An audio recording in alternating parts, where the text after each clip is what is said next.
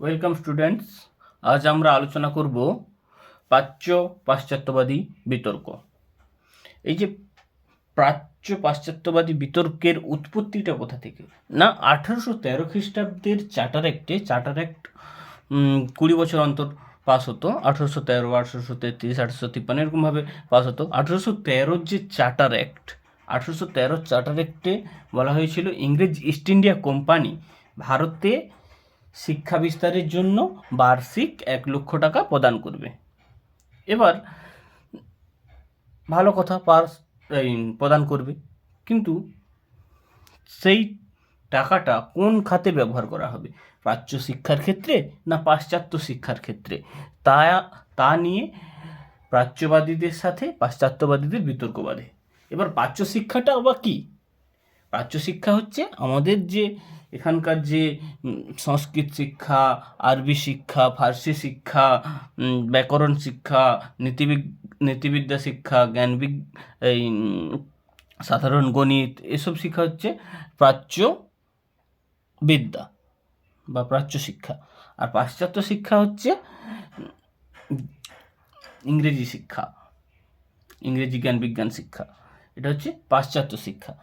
যারা প্রাচ্য শিক্ষার পক্ষে ছিলেন, যারা বলেছিল যে ওই টাকাটা প্রাচ্য শিক্ষার ক্ষেত্রে প্রদান করা হোক, তারা হচ্ছে প্রাচ্যবাদী।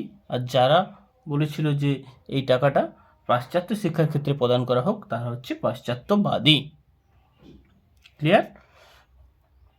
এবার আমরা দেখে নেব, এখানে নোটসের আকারে দেখব, তাতে তোমরা নোটসও পেয়ে যাবে, তাতে তোমরা নোটসও পাবে।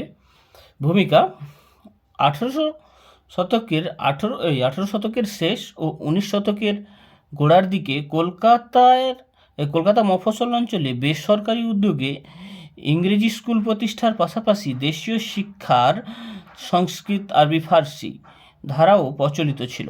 1813 খ্রিস্টাব্দের চার্টার অ্যাক্টে বলা হয় এদেশে শিক্ষার জন্য ব্রিটিশ সরকার 1 লক্ষ টাকা দেবে। এবার মেন পয়েন্ট হচ্ছে কি না, প্রাচ্য ও পাশ্চাত্যবাদী দ্বন্দ্ব।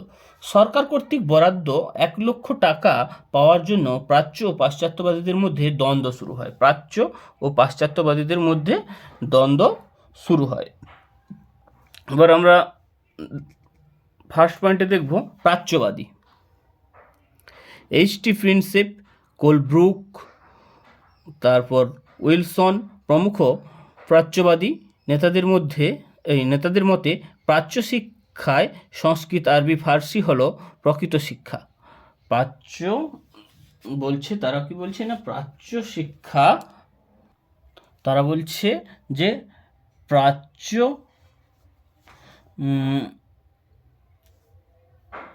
শিক্ষাই প্রাচ্য শিক্ষাই সংস্কৃত, আরবি, ফার্সি হলো প্রকৃত শিক্ষা, কারণ এদেশের ঐতিহ্য ও সংস্কৃতির সঙ্গে এই শিক্ষা জড়িত। তাই এর উন্নতির জন্য সরকারি টাকা বরাদ্দ করা উচিত। এবার প্রাচ্যবাদী পয়েন্টে যাব। ওখানে আমরা দেখব কি বলা হচ্ছে। অপরদিকে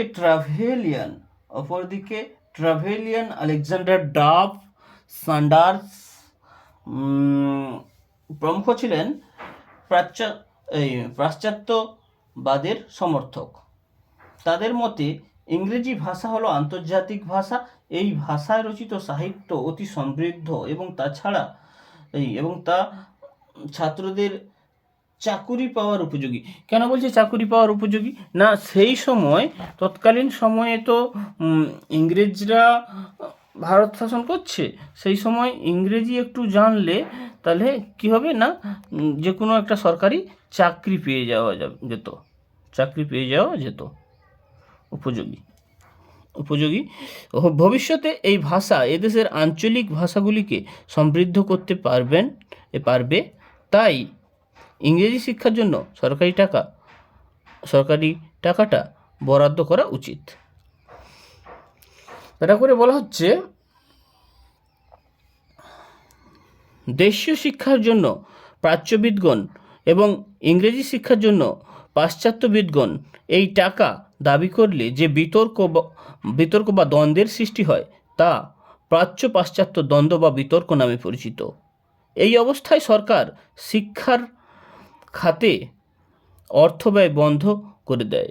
এই অবস্থায় সরকার শিক্ষার খাতে যে অর্থ ব্যয় সেটা বন্ধ করে দেয়, পোস্টপোন করে রাখছে, এবং এ ব্যাপারে সিদ্ধান্ত গ্রহণের দায়িত্ব দেয় একটি সমিতির উপর যার নাম ছিল general committee of public instruction,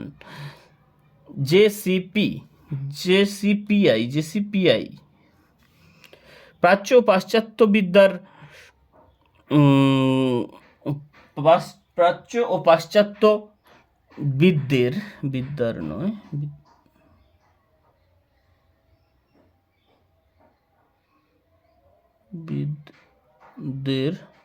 প্রাচ্য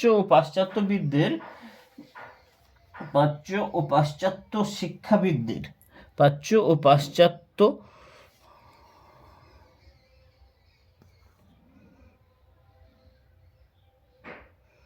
শিক্ষাবিদদের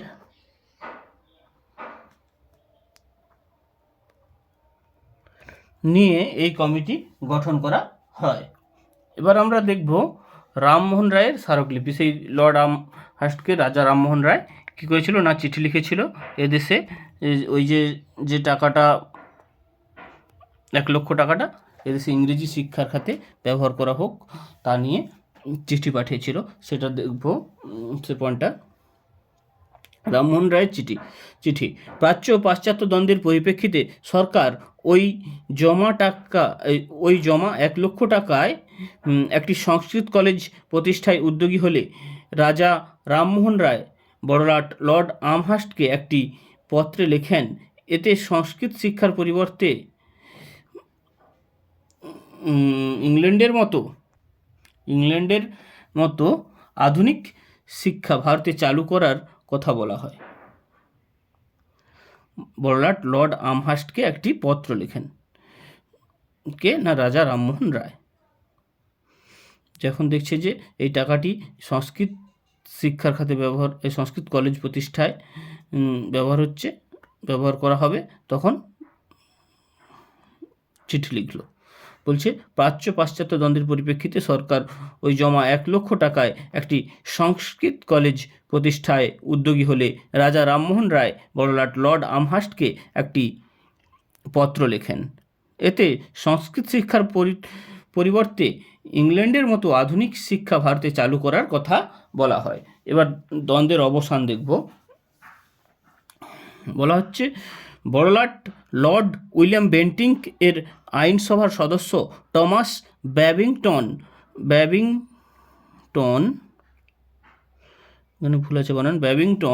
মেকলে 1835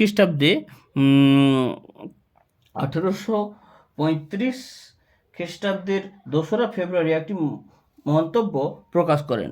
1835 খ্রিস্টাব্দের 2রা ফেব্রুয়ারি একটি মন্তব্য প্রকাশ করেন যা মেকলে মিনিট নামে পরিচিত। তিনি বলেন, ইউরোপের একটি ভালো লাইব্রেরির একতাক বই সমগ্র প্রাচ্য সাহিত্যের থেকে মূল্যবান। কিন্তু এটা কি ঠিক বলেছে, ভুল বলেছে? ইংরেজ আমাদের দেশে যে প্রাচীন যেসব সাহিত্য, কত উন্নত মানের সাহিত্য, মহাকাব্য রামায়ণ মহাভারত, তারপরে আমরা সবচেয়ে প্রাচীনতম সাহিত্য, পৃথিবীর সবচেয়ে প্রাচীনতম সাহিত্য বেদ পাচ্ছি, ছাড়া 18টি পুরাণ, আরও কত সাহিত্য, আরও কত গ্রন্থ আছে সাহিত্য, এবং আরও অন্যান্য গ্রন্থ আছে। আমরা জ্যোতির্বিদ্যার ক্ষেত্রে পাচ্ছি বিভিন্ন গ্রন্থ। আর আমাদেরকে এরকম বলছে, মানে এক সময় ইউরোপীয়রা যখন মানে কি বলা যায় প্যান্ট পরতে জানেনি, তখন আমাদের দেশে শল্য চিকিৎসা চলতো, মানে অপারেশন হতো, বিশ্ববিদ্যালয় ছিল আমাদের দেশে। তারও আগে হরপ্পা নামে যে সভ্যতা ছিল, হরপ্পা সভ্যতা বা সিন্ধু সভ্যতা, সেখানকার মহিলারা, মানে সেই সভ্যতাটা এত উন্নত সভ্যতা ছিল যে আমরা দেখতে পাচ্ছি ঘর বাড়ি ইটের তৈরি, রাস্তাঘাট দেখতে পাচ্ছি চওড়া চওড়া, ম্যানহোল দেখতে পাচ্ছি, ডাস্টবিন দেখতে পাচ্ছি, এছাড়া স্নানাগার দেখতে পাচ্ছি। সেখানে স্নানাগারে শীতকালে গরম জল প্রবেশের ব্যবস্থা ছিল। এছাড়া মেয়েরা লিপস্টিক পরতো, ভ্যানিটি ব্যাগ ব্যবহার করতো, চুড়ি পরতো, নানা রকম কিছু দেখতে পাচ্ছি। কত উন্নত মানের সভ্যতা আমাদের ভারতে ছিল, আর আমাদেরকে এরকম বলছে। আর ভারতীয়দেরকে আগে ইংরেজরা বলতো অসভ্য জাতি, নানা রকম অপমান করতো। কিন্তু আমাদের গর্বের অনেক কিছু আছে। ওরা এখান থেকে লুট করে নিয়ে চলে গেছে বহু জিনিস, আমাদের ভারতের বহু সম্পদ লুট করে নিয়ে চলে গেছে। যে ভারতকে বলা হতো কি সোনার চিড়িয়া, সোনার পাখি, ভারতের এত সম্পদ, এমনকি ব্রিটিশ সাম্রাজ্যের রত্ন বলা হতো ভারতকে। লর্ড ক্লাইভ বলেছিল ভারতের টাকার গাছ আছে। ভারতের এত সম্পদ তা দেখে তার জন্যই লর্ড ক্লাইভ বলেছিল, রবার্ট ক্লাইভ বলেছিল ভারতে টাকার গাছ আছে। এভাবে ভারতে পাশ্চাত্য শিক্ষা চালু হয়। উপসংহারে, এভাবে ভারতে পাশ্চাত্য শিক্ষা চালু হয়।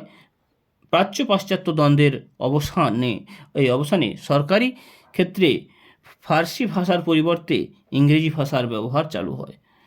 প্রাচ্য পাশ্চাত্য দ্বন্দ্বের যখন অবসান ঘটে গেল, কী হলো না, সরকারি ক্ষেত্রে ফার্সি ভাষার পরিবর্তে ইংরেজি ভাষার ব্যবহার চালু হয়।